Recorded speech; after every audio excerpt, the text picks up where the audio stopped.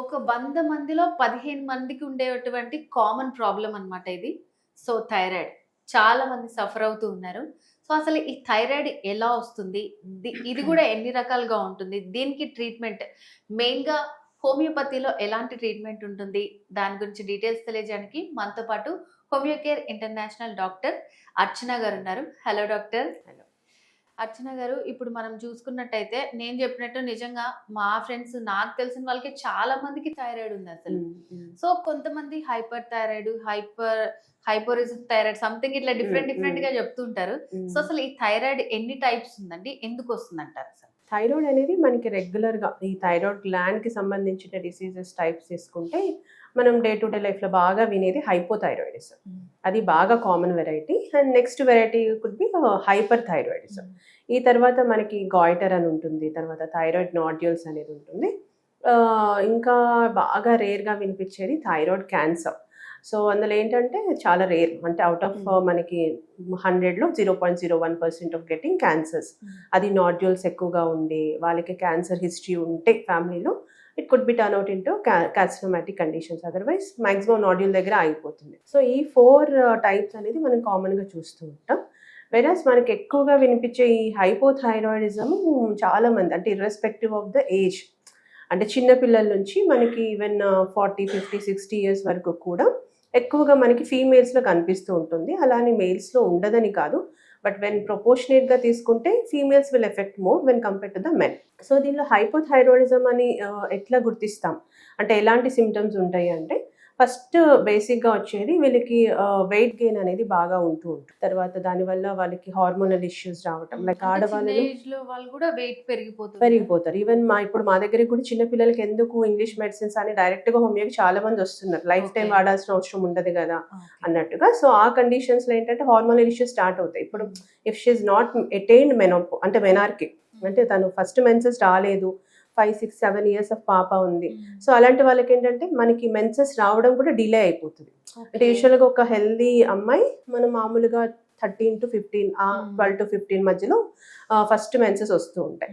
But ఈ కండిషన్లో ఏంటి అంటే మనకి మెన్సెస్ అనేది చాలా అంటే అసలు రావు, డిలేడ్ మెన్సెస్ అని చెప్తుంటాయి, ఎమనోరియా కండిషన్స్ ఉంటాయి. సో అలాంటి టైంలో కూడా ఎలాంటి సిమ్టమ్స్ లేకున్నా ఫస్ట్ మనం చెక్ చేయాల్సింది ఈ రోజుల్లో పీసీఓడి ఒకటి, నీటి బుడగల సమస్య ఒకటి, తర్వాత థైరాయిడ్. అది 10 సంవత్సరాల పాప అయినా 11 సంవత్సరాల పాప అయినా ఒకవేళ పీరియడ్స్ రావట్లేదు, ఆల్రెడీ పీరియడ్స్ స్టార్ట్ అయిన తర్వాత కూడా మనకి మధ్య వయస్కులు, టీనేజ్లో కానీ అడాలసెంట్లో కానీ ఓల్డ్ ఏజ్లో కూడా ఎఫెక్ట్ అవుతుంది. So weight gain is a one symptom. ఏదైనా సడన్ వెయిట్ పుట్ ఆన్ అవుతున్నారు అంటే ఖచ్చితంగా థైరాయిడ్ని చెక్ చేసుకోవాలి. Second will be the PCOD check చేస్తూ ఉంటాం. సో ఇది కాకుండా వీక్నెస్ ఉండడం, కాన్స్టిపేషన్ ఉండటం, హెయిర్ చాలా విపరీతంగా ఓడిపోవటం, అట్ ద సేమ్ టైం ప్రతి చిన్న పని చేసినా కూడా అలసట అనేది ఎక్కువగా ఉండటం, మలబద్ధక సమస్య, దానివల్ల మనకి యూజువల్గా ఈ పైల్స్ కానీ ఫీషర్ లాంటివి రావటం, at the same time joint pains అనేది ఎక్కువగా ఉండటం. వీళ్ళకి ఆకలి తక్కువనే ఉంటుంది, అసలు ఎంత తినకపోయినా కూడా బరువు పెరుగుతూనే ఉంటారు. ఈవెన్ ఒక మంత్లో 4-5 కిలోస్ కూడా ఎట్ స్టేజ్ పెరిగే అవకాశాలు ఉంటాయి. సో ఇవన్నీ హైపోథైరాయిడిజం. కానీ మనకి థైరాయిడ్ ఉంది అంటే ఈ 5-6 సిమ్టమ్స్ ఏవైతే ప్రామినెంట్గా ఉన్నాయో అన్ని సిమ్టమ్స్ ఉండాలని ఏం లేదు. కాకపోతే ఏదో 1-2 సిమ్టమ్స్ ప్రామినెంట్గా ఉంటాయి, అవి ఉన్నా కూడా ఫస్ట్ చెక్ చేసుకోవాల్సిన థైరాయిడ్ టెస్ట్, టోటల్ ప్రొఫైల్ చేపిస్తాం. మనకి హైపర్ యాక్టివిటీ ఉన్నప్పుడు హైపర్ థైరాయిడిజం అంటాం, లో యాక్టివిటీ ఆఫ్ థైరాయిడ్ గ్లాండ్ ఉంటే హైపో. సో ఇందులో ఏంటంటే TSH, ఈ థైరాయిడ్ స్టిమ్యులేటింగ్ హార్మోన్ అనేది బాగా పెరిగిపోతూ ఉంటుంది. So will call it as a hypothyroidism. అది సెకండ్ వెరైటీ హైపర్. దీనిలో ఏంటంటే బేసిక్గా మెటబాలిక్ రేట్ అనేది బాగా విపరీతంగా పెరిగిపోతూ ఉంటుంది. కాబట్టి దీనిలో ఏంటంటే మనకి అలసట అనేది common symptom, irregular menses common symptom, hair fall is a common symptom, joint pains, body pains అనేది కామన్ సిమ్టమ్. కానీ దీనిలో ఆకలి వీళ్ళకి విపరీతంగా ఉన్నా కూడా, ఎంత తింటున్నా కూడా బాడీ అనేది వెయిట్ లాస్ అంటే బరువు అనేది తగ్గిపోతూ ఉంటారు. బరువు తగ్గే థైరాయిడ్ని మనం హైపర్ థైరాయిడిజం అంటూ ఉంటాం. దీనిలో కూడా మెమరీ అనేది చాలా వరకు చిన్నపిల్లలు తగ్గిపోతూ ఉంటుంది, ఫోకసింగ్ అనేది చదువు మీద ఉండదు. అట్ ద సేమ్ టైం ఆ చిన్నపిల్లల్లో వస్తే కనుక మనకి ఎదుగుదల శారీరకంగా కానీ మానసికంగా కానీ ఎదుగుదల అనేది చాలా వరకు ఆగిపోతుంటుంది. ఇందులో కూడా ఫస్ట్ మెన్సెస్ అనేది రావడం చాలా డిలేడ్గా ఉంటూ ఉంటుంది. ఈవెన్ 15-16 ఇయర్స్ అయినా కూడా they don't get the first menses. ఆ తర్వాత వచ్చినా కూడా వాళ్ళకి రెగ్యులరైజేషన్ ఆఫ్ పీరియడ్స్ అనేది ఉండకుండా ఉంటుంది. సో ఇవన్నీ ఏంటంటే మనకి hyperthyroidism. At the same time హైపోలో మనకి మలబద్ధక సమస్య ఎక్కువ ఉంటే ఇందులో మెటబాలిక్ రేట్ ఎక్కువ ఉంటుంది కాబట్టి డయేరియా సింటమ్స్, అంటే మోషన్స్ లాగా IBS ఏమో అన్న ఒక కండిషన్ మనకి ఒక సస్పెక్ట్ అయ్యేంత అవకాశం కూడా ఉంటుంది.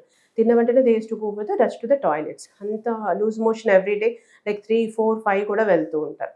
సో మనకి ప్రాపర్గా బాడీ పనిచేయాలి, ప్రతి సిస్టమ్ ప్రాపర్ వేలో ఉండాలి, మన బాడీ మెటబాలిజం అంతా కరెక్ట్గా ఉండాలి అంటే మాత్రం డెఫినెట్గా మనకి మెడ భాగం దగ్గర ఉండే థైరాయిడ్ గ్లాండ్ ఫంక్షనింగ్ అనేది మాత్రం కంపల్సరీగా ప్రాపర్గా ఉండాలి. Okay, at the same time మనకి థర్డ్ వెరైటీ గాయిటర్. గాయిటర్ ఏంటంటే చాలా తక్కువ మందిలోనే కనిపిస్తుంది, హార్డ్లీ ఒక 1000 మందిలో ఒకరికి ఇద్దరికి కనిపిస్తుంటుంది. అది కూడా మొత్తం ఉందా, ఎంత సైజ్లో ఉందా అనే దాన్ని బట్టి విల్ గివ్ ద మెడిసిన్స్. ఇనిషియల్గా హోమియో స్టార్ట్ చేసుకుంటే కంప్లీట్గా సర్జరీ లేకుండా కూడా తగ్గిపోతుంది.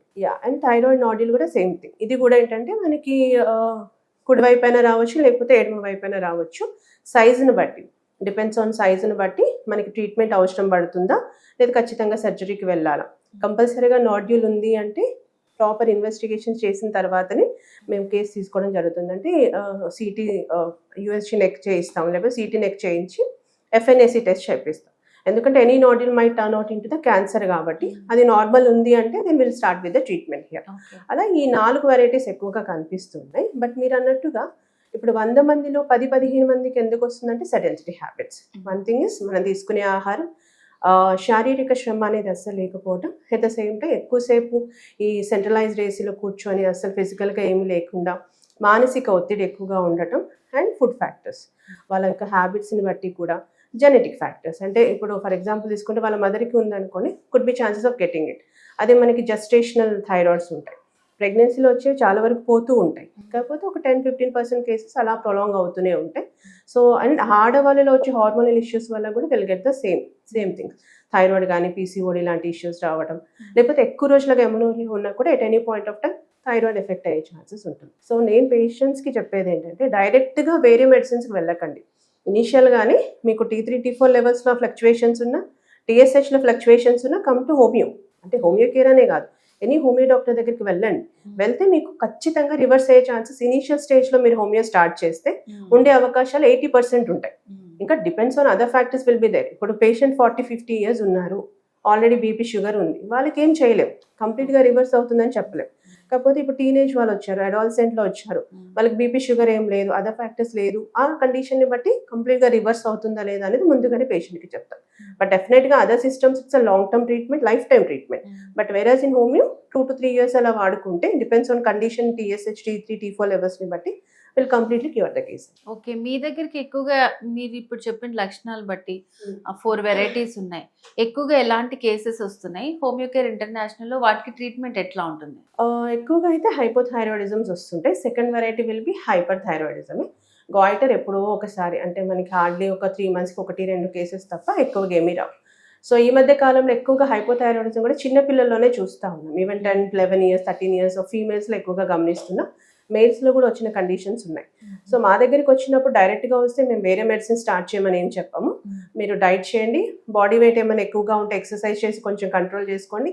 ఈవెన్ హోమియోలో కూడా వెయిట్ లాస్ అయ్యే విధంగా మెడిసిన్స్ పెడతాం, ఎందుకంటే వెయిట్ తగ్గినా కూడా హార్మోన్స్ అనేది బ్యాలెన్స్ నుంచి బ్యాలెన్స్ అవుతుంది కాబట్టి. కొన్ని కండిషన్స్లో ఆల్రెడీ వాళ్ళు బయట మెడిసిన్స్ వాడేస్తారు, తెలియకనో లేకపోతే అవుట్ ఆఫ్ యాంగ్జైటీనో స్టార్ట్ చేసేస్తారు. స్టార్ట్ చేసి 1-2 years తర్వాత మా దగ్గరికి వచ్చిన కండిషన్స్ కూడా ఉంటాయి.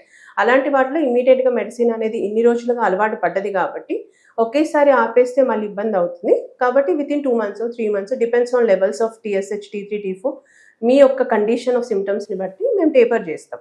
For example if the patient is using 50 mcg అనుకోండి, వెంటనే వాళ్ళు హోమియో స్టార్ట్ చేస్తున్నారు. సో 50ని డైరెక్ట్గా 37.5 చేస్తూ హోమియో వాడమంటాం. 3 months తర్వాత విల్ గో ద టెస్ట్. ఆ టెస్ట్ అయిన తర్వాత అది కంట్రోలే ఉంటుంది. దెన్ విల్ గో టు 25, తర్వాత 12.5 ఆల్టర్నేటివ్. అలా మెల్లమెల్లగా దాన్ని టేపర్ చేసుకుంటూ కంప్లీట్గా ఇంగ్లీష్ మెడిసిన్ స్టాప్ చేసి ఓన్లీ హోమియో మీదనే ఒక 6 months or 1 year వాడతారు. వాడినా వాళ్ళకి ఇబ్బంది లేదు, మళ్ళీ మధ్యలో యాంటీ-TPO టెస్ట్ చేపిస్తాం. అది కంప్లీట్గా నార్మల్ వచ్చిందంటే they don't need to continue with any other medicines. Even in homeo కూడా స్టాప్ చేయొచ్చు. ఓకే డాక్టర్ గారు, థ్యాంక్ యూ సో మచ్ అండి. సో థైరాయిడ్కి సంబంధించి అసలు అది ఎన్ని టైప్స్ ఉంటుంది, మెయిన్గా హోమియో కేర్లో ఎలాంటి ట్రీట్మెంట్ ఉందని చాలా బాగా తెలియజేశారు. Thank you so much.